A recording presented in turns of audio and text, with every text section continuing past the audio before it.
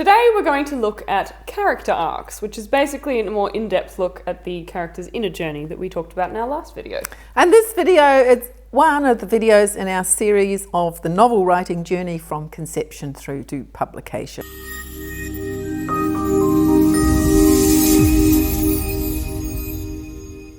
I'm Tahlia Newland, the Managing Editor at Alkira Publishing. And I'm Rose Newland, the Book Designer at Alkira Publishing. So, how do you define a character arc? What is it? Well, it is the emotional, psychological, spiritual, moral journey that a character goes through as part of the story. And you can see it reflected in changes in their beliefs, in their behaviour, in their values, that kind of thing. Right, so you'd have to start at a psychological place that the character can sort of move forwards from. So I guess that makes the backstory pretty important. Yes, exploring a character's past experiences, the pivotal moments in their life, their values and beliefs, gives you a starting point. Yeah, like establishes where they are at the beginning. Exactly. That they can then move from. Yeah, and it gives the reader insight into their motivations and why they think the way that they do, basically. Yeah. So what are the components of the character arc? Is there like a formula to it? Well, there's the goal, the conflict and the resolution. So the goal is setting the character's desires or their aim,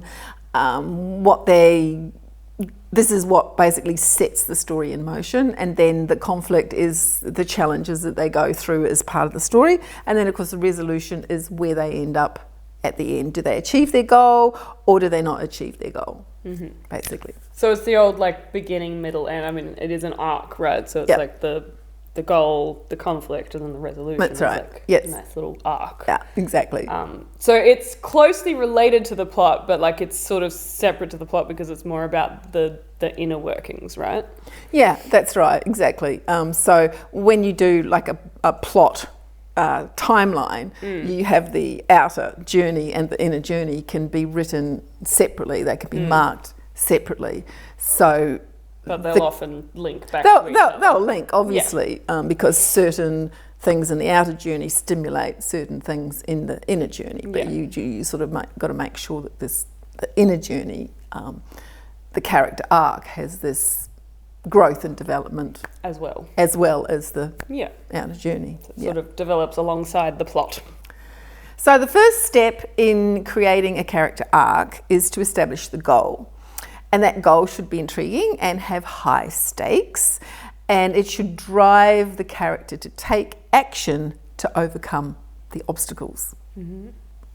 That's the bottom point of the parabola. So the second is to introduce the conflicts and challenges that the character face. So this is where it can integrate quite closely with the plot because it's external and internal struggles that catalyze this. That's right, exactly. Third is to determine the resolution.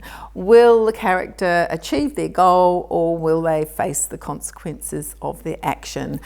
And the resolution should basically showcase the character development and link in with the themes of the story. It's how they've grown since point one on the arc. Exactly. Yeah. Right. Yeah. And so I suppose that growth could either be positive or negative, right? They could either have a positive character arc where they end in a better place, or they have a negative one where they end in a kind of worse place than where they started. Absolutely. Depending on the kind of story you're telling. Exactly. If it's a Hollywood happy ending or not. That's right. And there's two slightly different ways that you would construct those two character arcs. So the positive change character arc is common in the hero's journey style of plot, and it of course starts with the goal of the character, and then there's what we call the lie. So there's some misconception that the character has about themselves or the world, and then through the action of the story they come to realize that the lie is a lie, and that leads to self-improvement and the achievement of their goal. Positive change. Which is exactly the character arc in my audiovisual book, Psychimagination. Shameless plug! Well, it is called Psychimagination, Journey into the Psyche. So in a negative change character arc, the character would fall into a downward spiral because of harsh circumstances or external struggles or both. Why would you want to write a story with a negative character arc? Yeah, well, it can actually be quite powerful because it shows human vulnerabilities. Yeah, and in the negative change character arc, the character embraces the lie. But the reason they embrace the lie is that they think that it will better them. They think that it will bring about good circumstances. So, it's like the guy that wants to get rich, so he goes into some dodgy scheme.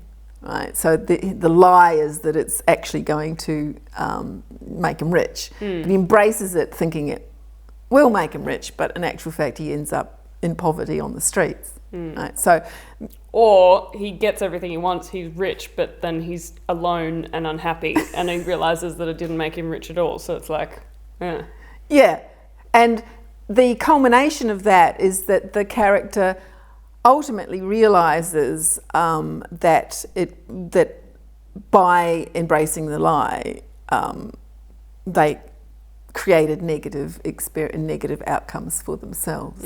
So there is some level of realization there. It's like a sort of like a tragic sort of bittersweet ending kind of thing.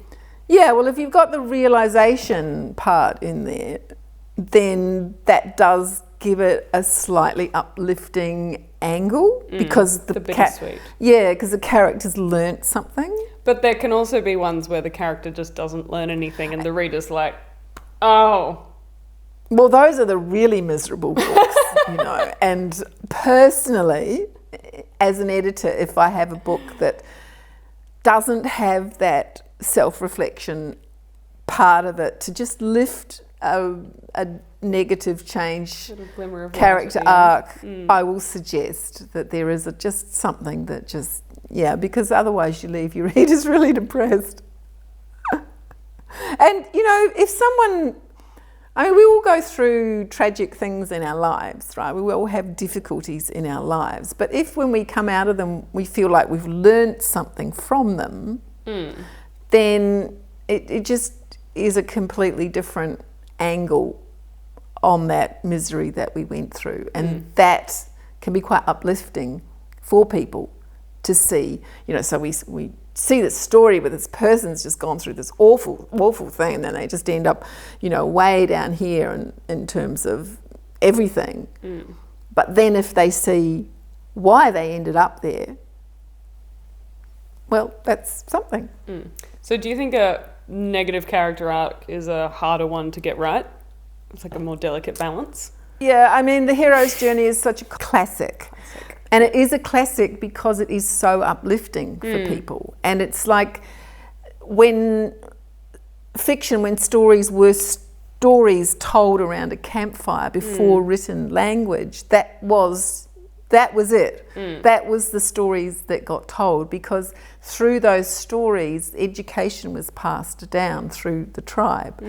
And so that structure it's a learning structure, and it's a structure that moves people, to grow and develop with the character.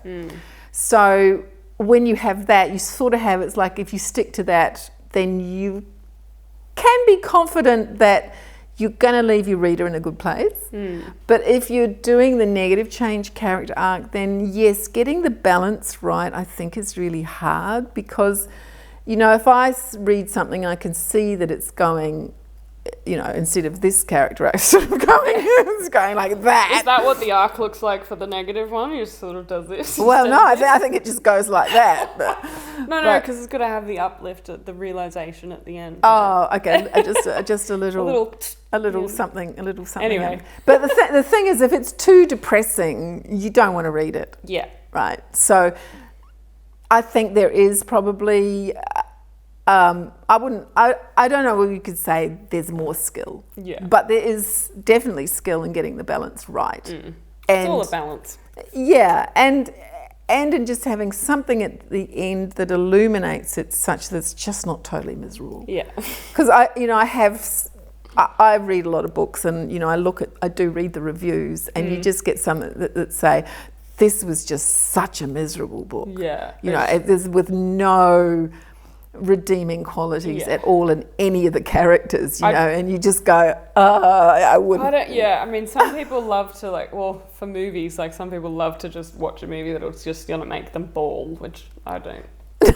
But it's like, if you're reading it, so it's more than 2 hours of your life. It's like you're in it for like a week or so, however long it takes you to read a book. So I'm really curious why people read books with, like, if you read a book that was like, oh, it's miserable, and you read the reviews and go, I really want to read that. But I mean, I'd love to hear from people who do read books with miserable endings and want that. It's like, why? Well, tell us. I'm curious.